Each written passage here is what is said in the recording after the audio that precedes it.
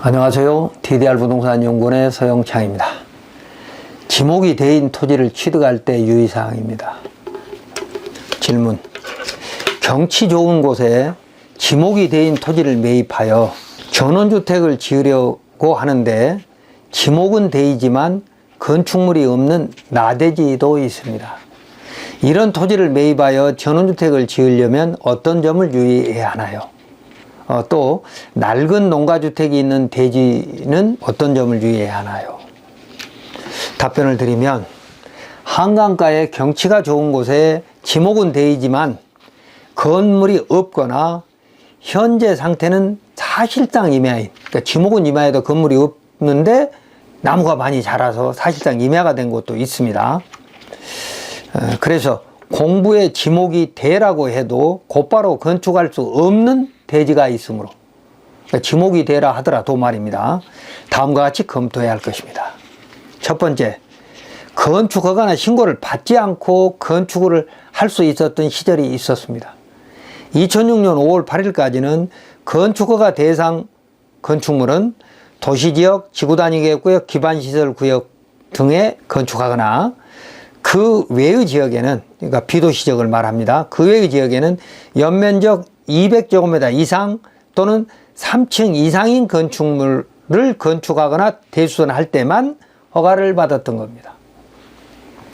그래서 농지 또는 임야에 연면적 200제곱미터 미만 2층 이하의 건축물을 짓기 위하여 대지를 만들 때 건축허가나 신고 없이 전용 신고만으로, 농지 전용 또는 산 전용 신고만으로 공사를 할 수 있었습니다. 그 후 건축물이 준공되면 현황 청량해서 건축물 대장 기재 등록 요청을 하였던 것입니다. 그런데 2006년 5월 9일 건축법이 개정 시행돼서 이런 비도시 지역의 소형 건축물도 건축 신고 대상이 된 것입니다. 그래서 지금은 이제 모두 다 건축 신고를 하고 지어야 된다, 그 말입니다. 당시 법 개정문 보겠습니다. 2006년 5월 9일 건축허가 대상 건축물을 확대, 그래서 도시지역 외의 지역에서, 그러니까 비도시 지역이죠, 연면적 2000제곱미터 미만이고 3층 미만인 건축물은 건축 신고를 하도록 하고, 그전에는 안 했다는 거죠. 연면적 200제곱미터 이상 또는 3층 이상의 건축물의 대수선과 상위 시설군으로서 용도 변경은 건축허가를 받도록 한다 라고 입법 취지, 개정 취지를 이렇게 설명했습니다. 두 번째, 지목이 대라도 건축하려면 개발행위 허가를 또 받을 수 있습니다.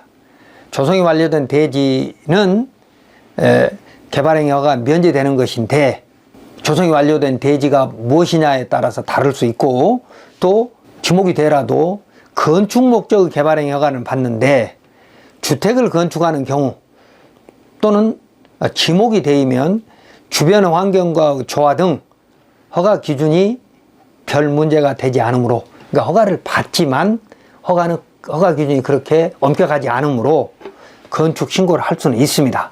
이때 조성이 완료된 대지란 도로, 상하수도 등 기반시설의 설치가 완료돼서 해당 대지에 절토, 성토 행위 없이 건축물 등을 건축할 수 있는 상태로 조성되어 있는 대지, 그러니까 도시개발사업으로 지목이 대로 바뀐 거, 건축물 없이 말입니다. 택지개발사업으로 바뀐 거, 또는 지목이 대, 공장용지, 학교용지, 주차장, 주유소용지, 창고용지, 또 일부 잡종지, 형질 변경을 받은 것 말입니다.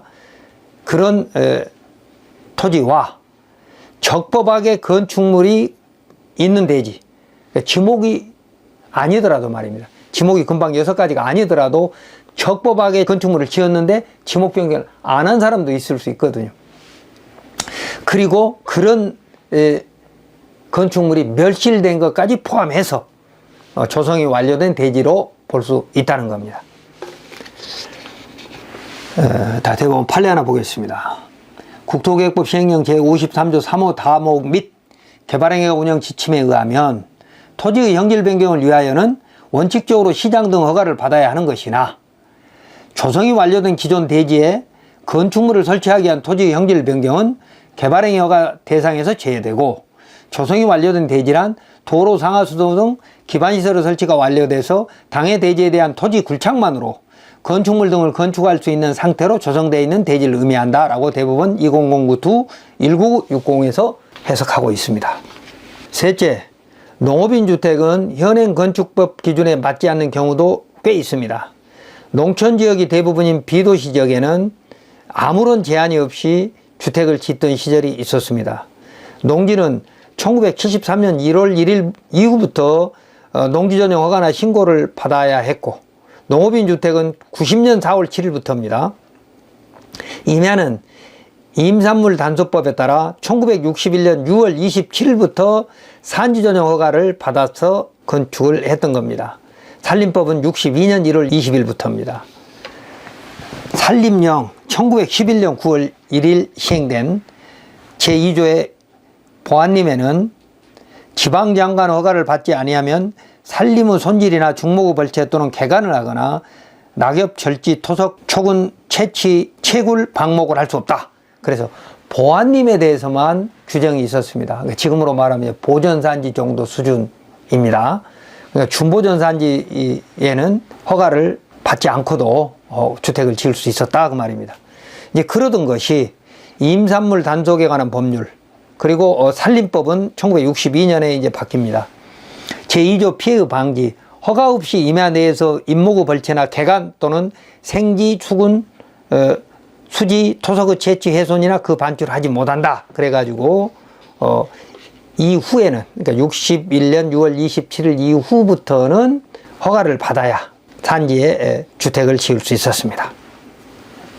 농지나 산지 전용으로 지어진 농업인 주택은 농지조정 부담금 공시지가의 30%죠. 산지조정 부담금이 면제됩니다. 그러나 건축물의 진입로 등 기반시설이 부족한 경우가 많아서 산지전용은 현황도로로 허가가 가능했으니까 그 현황도로가 지금 건축법 기준에 맞지 않으면 개발행위가 기준에 미달돼서 안 될 수 있다는 겁니다.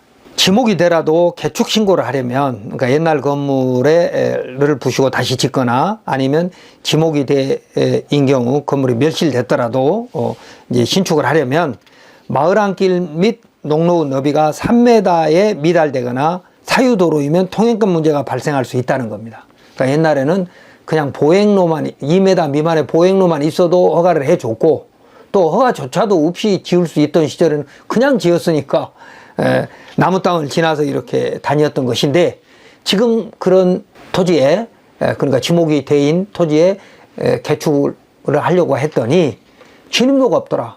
그럼 진입로가 타인 소유면 사용납 받아오라고 할 수밖에 없다는 것이죠. 다음 네 번째, 건축물 준공 승인 없이 지목을 대로 바꿀 수 있었던 때도 있었습니다. 2012년 4월 14일까지는 비도시지역, 계획관리지역을 제외한 비도시지역에서 형질 변경 목적 개발행위 허가는 국토계획법이 면제되고 산지관리법만 적용됐는데, 국토계획법 56조 3항에 있습니다. 이때까지 산지전용 허가에 따른 적지복구 승인으로 준공필증이 발급되면, 그러니까 산지전용에 대한 준공필증이 발급되면 지목이 대로 변경됐습니다. 그러나 이때에도 산지전용 허가 신청 목적이 건축계획이었으므로, 그러니까 산지전용 허가를 신청하면서 국토계획법에 의한 개발행위 허가는 받지 않지만 산지전용 허가를 신청하면서 전용 목적을 기재하도록 돼 있거든요. 그래서 건축계획을 합니다. 뭐 어느 정도 면적에, 소형 면적에 뭐 1층, 2층 뭐 이렇게, 그러니까 설계는 아니고 말입니다. 건축계획이었으므로 그 허가 목적이 이행되지 않으면 지목 변경을 해주면 안 되었지만, 당시에는 법령의 미비로 지목 변경이 가능했던 것이므로 사실상 편법인 거죠. 그러므로 건축물이 있었던 흔적이 없는 지목이 대인 토지의 경우에는 멸실된 건축물 대장까지 확인해 볼 필요가 있을 겁니다. 전에는 2000년도 전에는 이제 건축물 대장이 아니라 가옥대장이라는 게 있었죠. 92년까지는. 근데 그게 이제 다시 건축물 대장으로 이제 바뀌는 거죠. 그래서 옛날 가옥대장들 확인해 볼 필요가 있고, 그런 것들이 없이 산지전용 허가만 받아서 준공해 가지고 준공필증을 가지고 지목을 대로 바꾼 것도 있다는 것입니다. 자, 국토계획법 56조의 개발행위 허가를 보면 3항에 보전관리, 생산관리, 농림지역, 자연환경 보전지역 산림에서의 1항 2호에 및 3호구 개발행위에 관한 1항 2호는 토지 형질 변경입니다. 는 산지관리법에 따른다 그랬는데 이 빨간 글씨에 농업임모보험을 목적으로 한 토지 형질 변경만 해당한다 라는 이 규정이 2011년 4월 14일 날 도입됐습니다. 그러니까 그 이전에는 형질 변경은, 임야의 형질 변경은 산지관리법만 적용했다 이 말입니다. 다음 5번째, 지목이 대가 아니어도 주택이 있는 경우가 있습니다. 적법하게 있는 경우도 있고 적법이 아닌 경우도 있죠. 적법인 경우에는 지목 변경 신청을 안 했던 것이고 적법하지 않았지만 애매한 것도 있습니다. 2006년 5월 8일까지 비도시 지역에서는 농지 전용 또는 산 전용 신고만으로 공사하고 준공 후 건축물의 대지를 현황 측량하였는데 이때 건축물이 이웃 토지를 침범하는 등 불법 요인이 발생하면 대장을 만들 수가 없어 이제 건축물 대장을 못 만드는 거죠. 현황 측량을 해야 되는 현황 측량에서 나무 토지를 침범했으니까 대장을 만들 수가 없는 거죠. 그래서 지목이 농지나 임야인 상태로 현재까지 건축물로 그냥 사용되고 있는 겁니다. 이렇게 건축 허가나 신고를 받지 않고 건축한 사후 신고 건축물은 무허가이지만 사실상 불법으로 보기는 어렵습니다. 그리고 적법하게, 그러니까 이웃 토지를 침범하지 않는 등 적법하게 된 것도 무허가이긴 하지만 불법은 아닌 거죠. 대법원 판례 하나 보겠습니다. 건축물은 연면적 150제곱미터 이내의 농가주택으로서 연면적 200제곱미터 미만과 3층 미만으로 지어진 건축물에 해당하여 구건축법에 따르면 건축허가를 받거나 건축신고를 할 필요가 없었고 건축물의 사용승인을 받을 필요도 없어 이를 불법 건축물로 단정하기 어렵다. 그러니까 사후신고 건축물이라고 우리 통상 말하고 있는 2006년 5월 8일 이전에 지어진 비도시 지역의 주택들, 대부분 농가주택이죠. 그 농가주택들은 허가나 신고 또는 사용승인도 필요 없고 그래서 현황 측량에서 대장을, 건축물 대장을 만들던 그런 건축물은 무허가이기 때문에 불법으로 볼 수도 있지 않느냐라고 볼 수 있지만 그렇지 않다는 겁니다. 무허가이기는 하지만 합법적인 건축물이라는 거고, 또 그런 주택들이 이웃경계를 침범하는 등 뭐 불법적인 것이 있어 현황 측량을 못했다면, 그러니까 대장을 못 만들었다면 그걸 꼭 불법으로 볼 거냐? 그렇진 않다는 거죠. 이런 주택 중 산지의 경우에는 여러 차례 양성화 기간에 허가 기준에 맞추어 합법이 되었고, 농가주택은 1988년부터 양성화 기준에 맞으면 합법이 될 수 있었던 겁니다. 이런 규정은 2020년 농지 업무 편람을 보면 알 수 있습니다. 자, 그래서 이번 사례를 정리하면 지목이 대인 토지를 취득할 때 유의사항, 2006년 5월 8일까지는 허가나 신고 없이 건축할 수도 있었고, 지금 지목이 되라 하더라도 개발행위를 또 받을 경우도 있고, 또 농업인 주택은 현행 건축법 기준에 맞지 않은 경우도 있고, 건축물도 없이 그냥 산지 전용으로 지목을 대로 바꾸던 시절도 있었고, 또 지목이 대인가 아니어도 합법적인 건축물이 있는 경우도 있고 말입니다. 그래서 이번 사례를 정리하면 2000년 개발행위허가 제도가 도시지역에 도입돼서 2003년 비도시지역까지 확대 적용됐는데 그 이전 건축물의 경우 현행 건축 기준 또는 개발행위가 기준에 맞지 않으면 지목이 되라도 개축허가나 신고가 되지 않습니다. 특히 비도시지역에는 대부분 기반시설이 모자라므로, 비도시지역의 기반시설은 이제 도로거든요. 상하수도는, 상수도는 지하수를 파면 되고, 뭐 하수도는 그냥 일정 기준치 이하로 만들어서 국어로 내보내면 되니까 상하수도는 별 문제가 없는데, 도로가 이제 모자라면 허가가 안 될 수 있죠. 그래서 건축허가 가능한지 허가청에 확인하고 취득해야 할 것입니다. 개발행위가 기준은 국토계획법 58조 1항 5호에 기반시설이 부족하거나, 특히 도로를 말합니다. 4호에 주변 환경 및 경관과의 조화 등에 맞아야 합니다. 이런 절차는 국토계획법 57조에 있습니다. 이때 추상적인 허가 기준에 대한 판단에 허가권자의 재량권이 크므로 유의해야 합니다. 환경과의 조화, 부조화, 이런 추상적인 개념들이 있다는 겁니다. 불확정 개념이면서.